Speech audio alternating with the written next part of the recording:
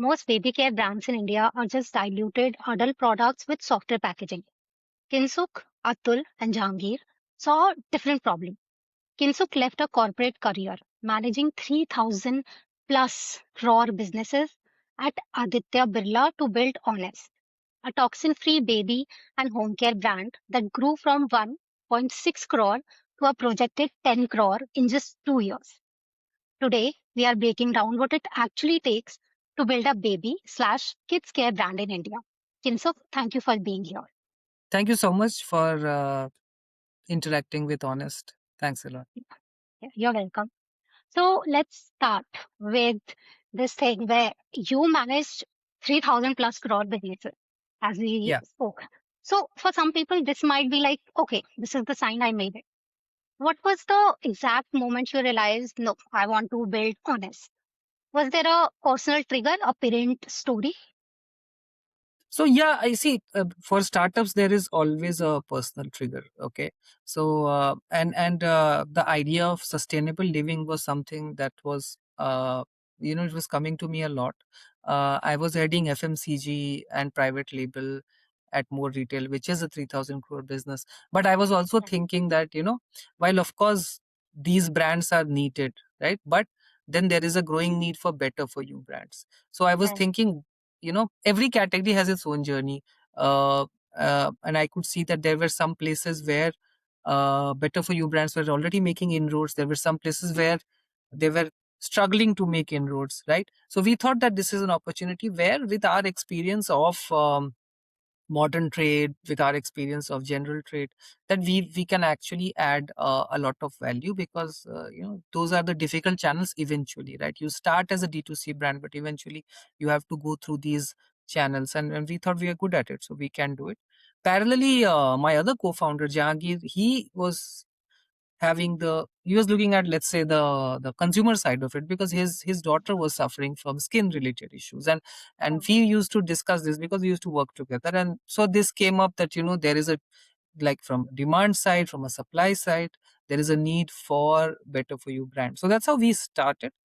Gradually we have zeroed in on this baby and kids segment specifically, but it has been a journey that we have arrived at by learning along the way, because no matter how much you have done in the past, startups journeys are always kind of unexpected, right? And yeah. yeah, that's great. So let's come to some numbers. You are now doing 3.5 crore in revenue, targeting 10 crore this year. But what kind of capital does someone realistically need to start a baby care brand in India today? So see, from a capital, of course, it depends on what you are making, right? But baby care brands require a lot of trust to be built, and for that, there has to be a significant spend in branding, right? And that's where you require capital. If you're launching a D2C brand, first of all, where does your money go? Number one, the inventory itself takes money, right? That is first. No matter what you do beyond that, you will need inventory. And you're working, let's say, with on your D2C website, still you will be able to get your money faster. But let's say if you're working with quick commerce, or if you are working with Amazon or Flipkart or these places, right, there is always a 30-35 day lag from the time that it sells to you when you get the money, right? So working capital becomes a sizable part of money requirement, no matter which D2C brand you're running, right? Then beyond that, then of course there is the branding expenses, there is marketing expenses. So at any point in time, if you're thinking, that if how where does the money go, I think 20-25% money always goes into working capital. Then you have of your revenue, right? So whatever your targeted revenue is, do your maths like that, right? Then you will either hire, or have agencies to manage that, so that will be another cost. Building brand building will be, you will have to engage with somebody in terms of, if you are doing something medicinal, then you'll have to interact with pediatricians and doctors. If you are making products which are, let's say, something that a neighboring mother can recommend to a fellow mother, then you will need influencer moms who can talk that language, so depending on what you're making, but uh, broadly I think around 30% inventory, around 30% in marketing, that's going to be your cost all the time. People, you can decide whether you want full time or part time or what. Right, right. Th- That's a descriptive answer. So thank you. So your positioning is unique. Products designed for children's routines, not diluted adult formulation. Yes, So what does that actually mean in practice? And can you make us understand with an example? sure. uh, so see what happens, like look at kids and look at an adult life, right? And look at kids even earlier. So in when we were kids, I think that school was the only part of our routine which was fixed. After that, you could do whatever, right? You would go, you would play with people. I don't think you had many things to play with. There was a bat ball leke koi aa jata tha and stuff like that, Right, right? And then it was a very shared ecosystem of kaun kya la raha hai, and then used to play. right, Nowadays it's become slightly different, where you have routines, like kids life is reasonably hectic. School, everyone I know is learning piano in one way or other. Then the classrooms have ACs, right? Then a lot of the turfs, etc., is not really natural. It's actually synthetic turfs on which people are playing sports.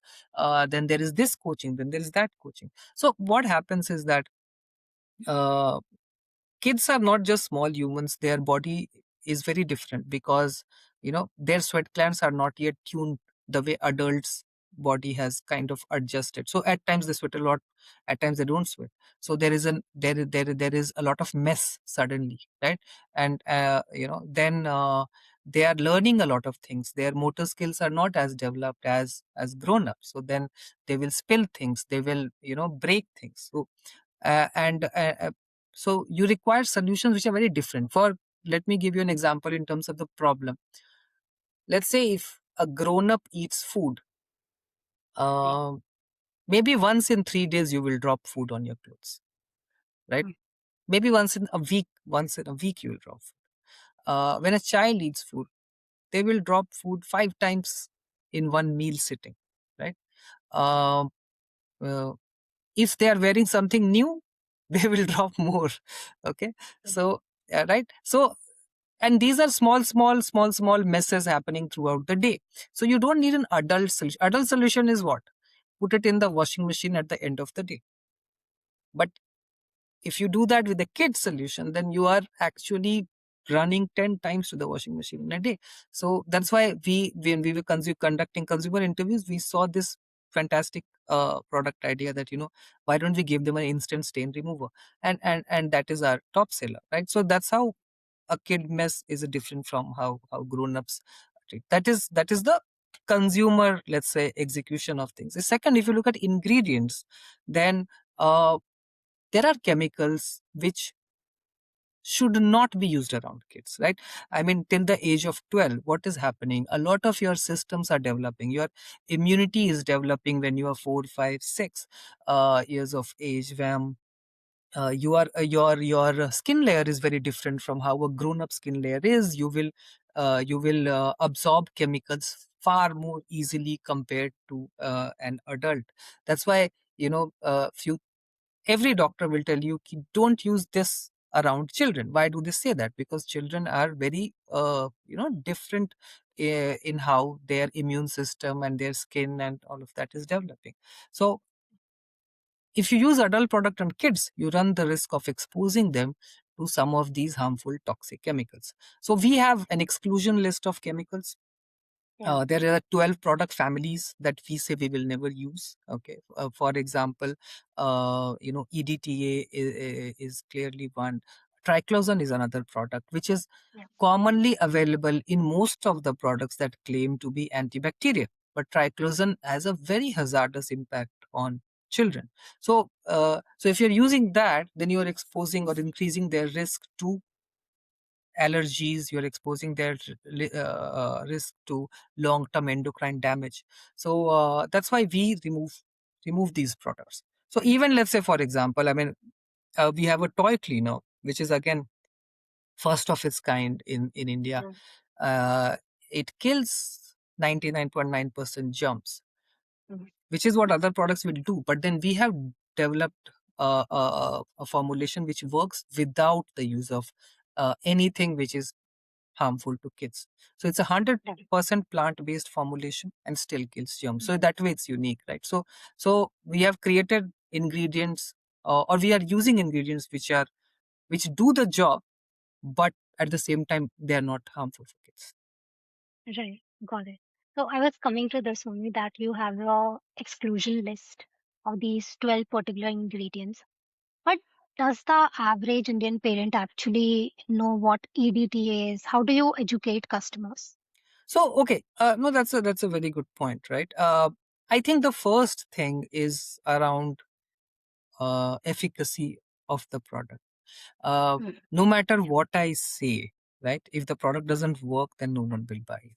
Okay, so we education is something which also happens gradually. As a new brand, if we start putting all our energies on execution, then we will not be able to grow at the rate that we want to grow, right? And you can only have large impact if you grow, right? Otherwise, because unless you reach more households, you can be a very small brand, and you can do all the things that you're saying, but you have not reached enough people, right? So the idea of and then that's why the question is very valid. So what we do is education always tells, performance actually leads the storytelling. Okay, so while the packaging has all the information in terms of ingredients, the fact that we are only using allergen free fragrance in all our products, all these things come as, let's say, in information hierarchy, it's number two, number three. Number one is performance. It actually has to solve a genuine need. So we are not substituting this for that. We try to create products which are unique. So for example, our wall stain remover, which is that spray, is very, we love that product because it actually stands for what Honest is. Honest is about playful childhood and enabling that, and there is no child who doesn't sketch on walls, but we kind of take care of that in a very different way by that formulation. So first thing is that it has to work. Second is that it is plant based. Third is that it only uses allergen free fragrance. Fourth is that, so it's a hierarchy of information that goes. Performance has to always lead from the front. Right. So there's this war also going on between only using natural plant-based products versus all chemicals are bad. So if I say that Honest only believes in plant-based ingredients, would that be correct? That would be correct to a very large extent. Okay, Mm. because we start our formulation from plant based ingredients. Okay, but Mm. uh, are all our products 100% plant based? No, our products can be 95%, 96%. There are products which are 100%. So when we deal with babies, okay, or our Right. products that have to be with babies are absolutely 100% plant based. Okay, we do not use anything else. But let's say the every age group has a different requirement, and a kid who's playing football at the age of 6, 7, 8, 9, 10, for them mess reduction is more important. 100% plant based is not needed, and that's why kids were kind of falling through, because it was either babies or grown ups. But there is a segment which requires a treatment which sits in the middle, and that is what we try to address. We are always plant based, but we use one or two chemicals in the formulation, which is of course lab tested and works beautifully, but they may not be absolutely 100% plant based. Understood. So 90% of your sales comes from Amazon and quick commerce like Blinkit or Zepto. That's almost entirely digital. So Yeah. for a new baby or slash kid care brand, And for a new baby care founder to watching this, should they skip offline retail entirely and just focus on quick commerce and marketplaces? And also talk a little about what's your CAC like? What is the reality on these platforms like? Sure, sure. So, okay. Uh, so first of all, let's address the offline versus online issue, right? Right. It totally depends on what your value proposition is. Right. And in many stores physically, because I've headed those FMCG businesses for retail, the kid space is not very big in a physical store, right? So if you're trying to make a, you know, get cracking there and crack that space, uh, it will always be difficult. Okay, so Okay. the advice is go for digital D2C, um, online, Amazon. It also helps you understand how your products are doing, Mm. because see, Amazon is a marketplace. All Right. products are there to be seen. uh, Everything is very transparent. There are consumer ratings, there are consumer feedback. It's all coming right there. There are price point comparisons, right? So you exactly know who is buying your product. Is it generating enough interest, right? Are you getting because you can see that people are coming, then you will know whether they're buying. No, they're not buying, they're going and buying something else. Why are they buying something else? So it helps you understand in all honesty where your product stands, which is a very important learning before you go offline, because offline can be an all consuming channel. It will take a lot from you to make things work on each, on each touch point, every store.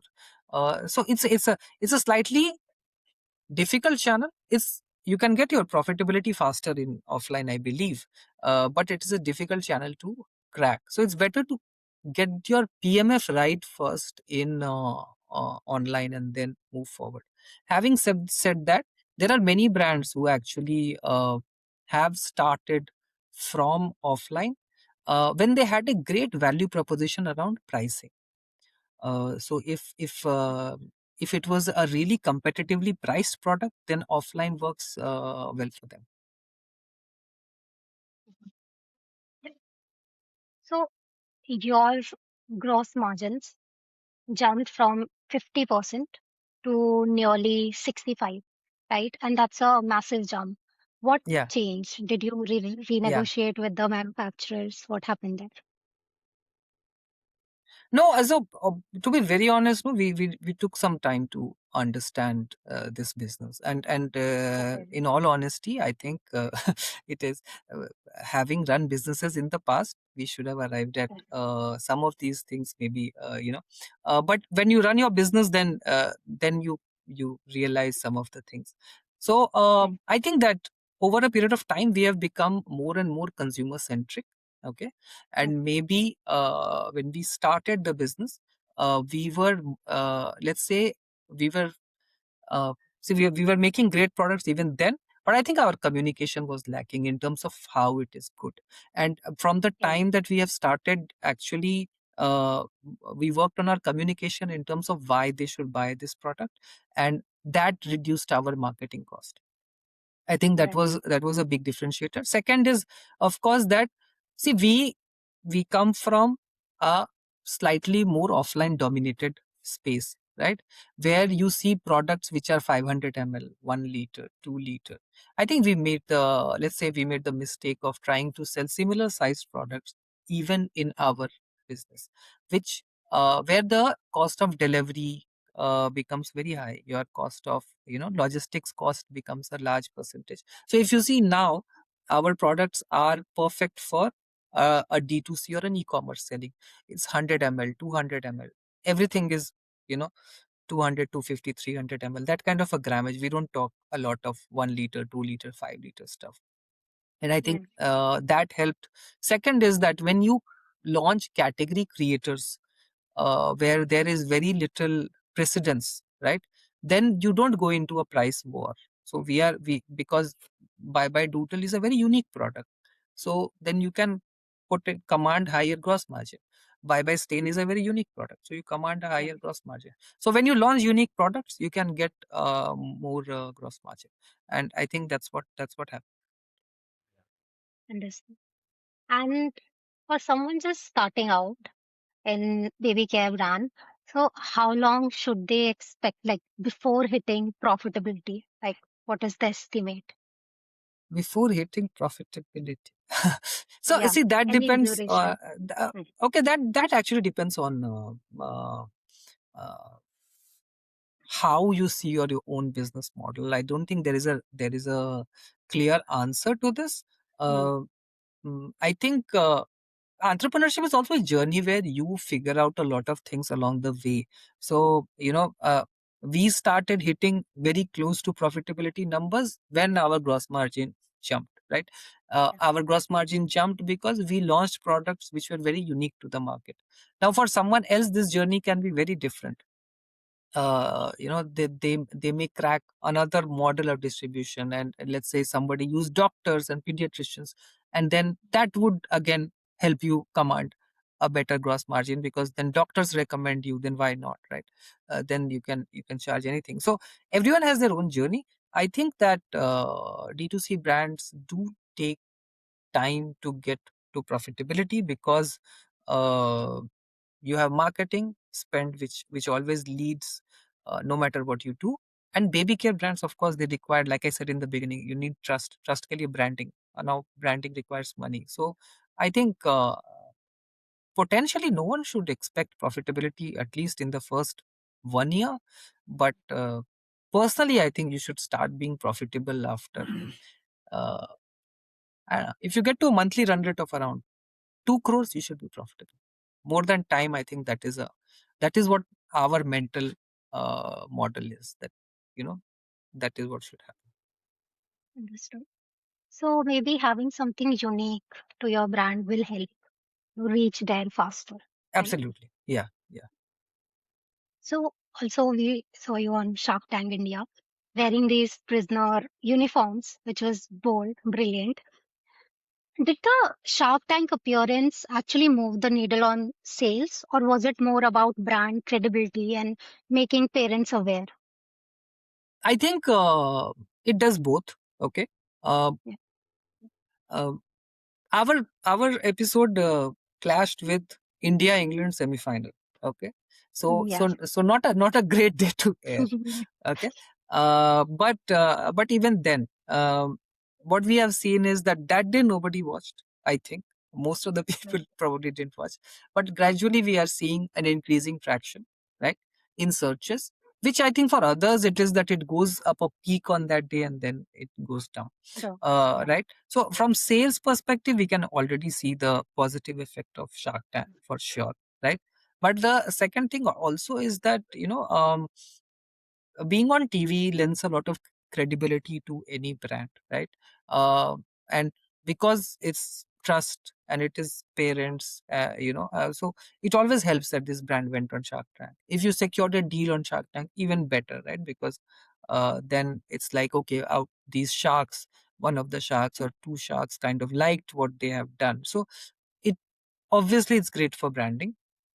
It does open doors. You can talk to more people and say that, hey, we were on Shark Tank, and you can, I think, uh, get your work done maybe a little faster, a little smoother, right?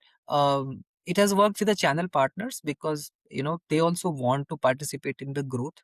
So while we were selling everywhere, I think because of Shark Tank, people have kind of tried to push Honest a lot more from the other channels like Amazon and quick commerce. So yeah, it helps both ways. I mean, I'm sure more branding than direct sales, but I think Yeah. both. Yeah. Understood. So your products are definitely better when we talk about the ingredients, what we have already in the market compared to that. But they also cost more than like mass market alternatives. And Indian consumers are price sensitive. So how do you justify the premium to a parent who's comparing your baby floor cleaner to a 150 rupees, 200 rupees generic one? Oh yeah, sure. So see, okay. let me answer it differently. Okay, so we have a portfolio of around 12, 13 products, right? Out of that, uh, actually, fair market comparison would be existing on only maybe 4 or 5 products. Okay, the other 4, 5 are actually category creators, right? So there is no price comparison there. What we have made sure is that it should be easy on the pocket, which means that product comes from 199, 189, 189, 199, reasonable price to pay, right? So from that perspective, it's very, very affordable, right? Now coming to, let's say, a floor cleaner specifically that you asked in terms of why this, right? So see, floor cleaner is something which is very, very, ignored product in the household, right? Everyone leaves floor cleaner to whatever your house help wants, or whatever brand anybody says. You don't think twice about it, Yes, right? uh, you will think about many things like soap, toothpaste, creams. You won't think about floor cleaner. But your child crawls on the floor, and and EDTA is a very common ingredient in most of the floor cleaners that you see in the market, right? So what does EDTA do? Now, EDTA opens the door on your skin to very harmful chemicals. So while EDTA doesn't go and harm you specifically, what it will do is it will enable, basically, if you think that skin is a home, then EDTA is the door which just opens your access to all the chemicals that could have come in. So you don't want EDTA in your floor cleaner, because your child is crawling, their palms are getting exposed, their knees are getting, their feet are getting exposed. Right? They pick things from the floor and try to kind of take it in their mouth if it is a tooth. So it's actually a product which has massive impact, but we don't think so much about it. So I think that is the difference between what an honest baby floor cleaner does versus any other floor cleaner. It's 100% plant based. It has no ADTA, but it has natural ingredients which enable germ kill. So so uh, germ protection plus no harmful chemicals. It's a very good product. We have put a lot of thought into it and made it. right, right. That's a Yeah, unique perspective. No one thinks about floor cleaner yeah, actually. yeah. No one thinks about it. So yeah. Do you also see that like new age parents are more inclined to buy toxin free products? Like willing to also pay more for toxin free products. I Do you think also see yes, that? yes, yes, yes. See, because it's all about awareness, right? And Hmm. your awareness as it goes up, your and of course ability to pay, right? Right.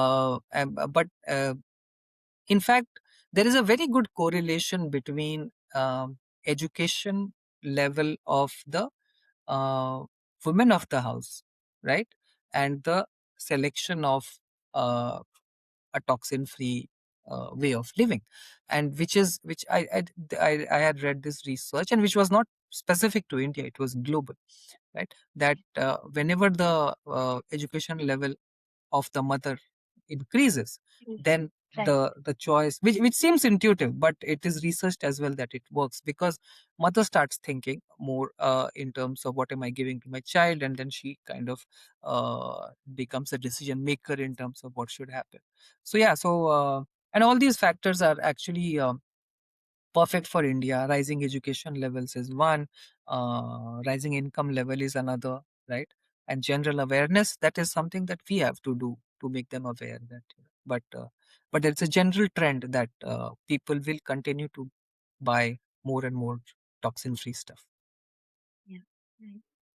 So also parents are very picky when it comes to their kids. And as someone who is just watching you on screen show a Mm. product and a brand name, how do you build that trust between the brand and the parent? And how do you bring in that first customer? So You mean the first customer for any new product? Yeah, yeah. Okay, okay. So see, we we have now a set process, okay, that we have perfected that process over the last few months, that how do you do the go to market game plan for anything, right? Now there are two types of products: a product that requires let's say a mother to kind of empathize with an existing mother, or a parent to kind of empathize with a parent, which is that, let's say for example, bye bye doodle. It's a it's a empathy product. A parent can tell any other parent that, listen, my child does the same thing, your child does the same thing, I use this, and you can use this as well. So that is the GTM for a lot of our products, be it bye bye doodle, be it bye bye stain, be it the toy cleaner, where the GTM is built around the fact that I am a parent and I have seen this, and you should also try it, and that we deliver through influencers. Okay. Okay, so that is how we get our starting sale. We use influencers to kind of communicate the benefit. The second set of products are the products where you require some kind of let's say a doctor communication or a pediatric communication. There, where, let's say for example, our hand wash, which is India's first bio-based hand wash, which doesn't use anything harmful as preservative, but it still is effective in protecting you against germs. Now, for this product, we may take help of a doctor as well to kind of, because, and there then we have to give them all the paperwork in terms of why this product is good, right? And then a pediatrician might talk about it. So yeah, so we take the approach depending on which product. More and more, we are seeing that, for a young brand which is upcoming, the the mother-led route makes more sense, because it builds higher relatability in terms of why it should be used, and we are following more and more products in that channel. Got it.